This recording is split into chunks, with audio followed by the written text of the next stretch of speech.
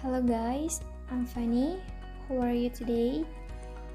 I'm fine here, and now I will a little bit explain about Diglossia, or in Bahasa is Diglossia. Now take a look to the slide. Ferguson has defined Diglossia is a relatively stable language situation in which, in addition to the primary dialects of the language, which may include the standard or regional standards, there is a very divergent, highly codified, or often grammatically more complex superposed variety, the vehicle of a large and respected body of written literature, either of an earlier period or in another speech community, which is learned largely by formal education and is used for most written and formal spoken purposes, but is not used by any sector of the community for ordinary conversation. Okay, from that definition, we can conclude that Diglossia describes a particular type of sociolinguistic situation in which there is a clear differentiation in function between the language or language varieties used in a bilingual or multilingual community. The next slide is characteristic of Diglossia. Diglossia happens because people use more than one language, which can be consist of their native language and their official language as national language.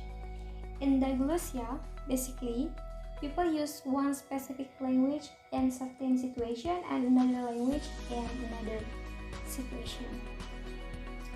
Okay, take a look to the slide.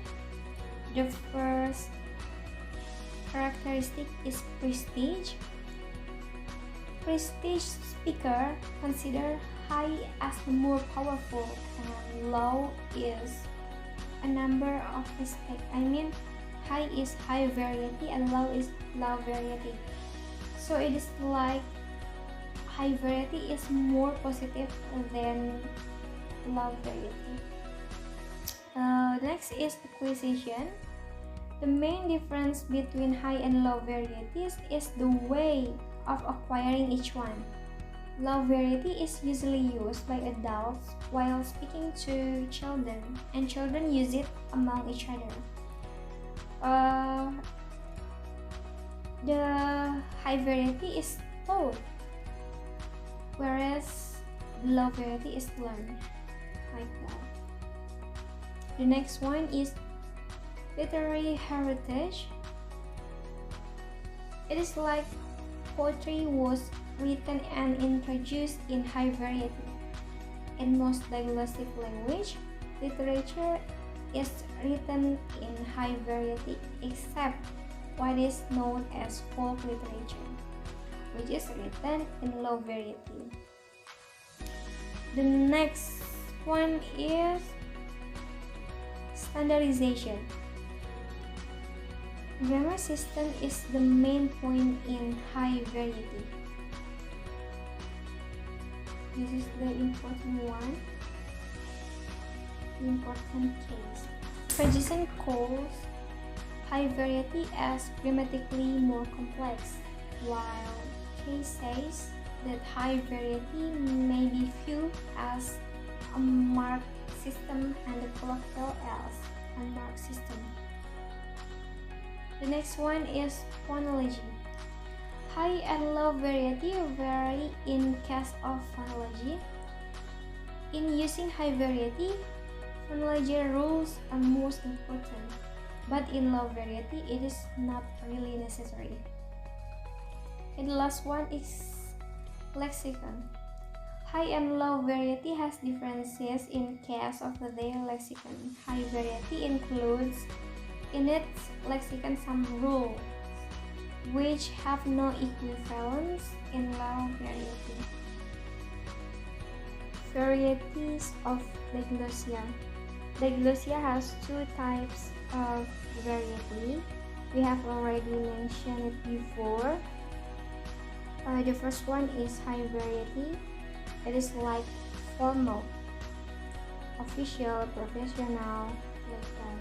And the second is low variety. It is like informal, friendly, slang, vulgar, like that. Okay, the next slide is about features of diglossia.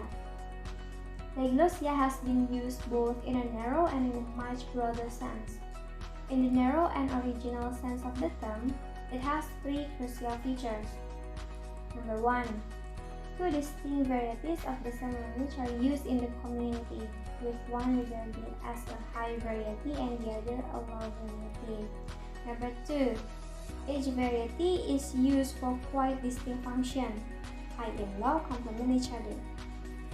Number 3, and last, no one uses the high variety in everyday conversation. This is the important point. Okay, let's move to the last slide. The examples of high variety and low variety. In high variety, there are newspaper editorials, political sketches, university lectures, chores, and most it is like in the formal situation.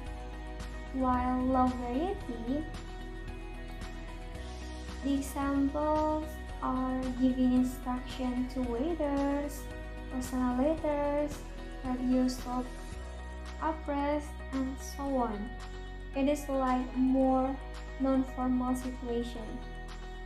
Okay, that's all from me. Thank you.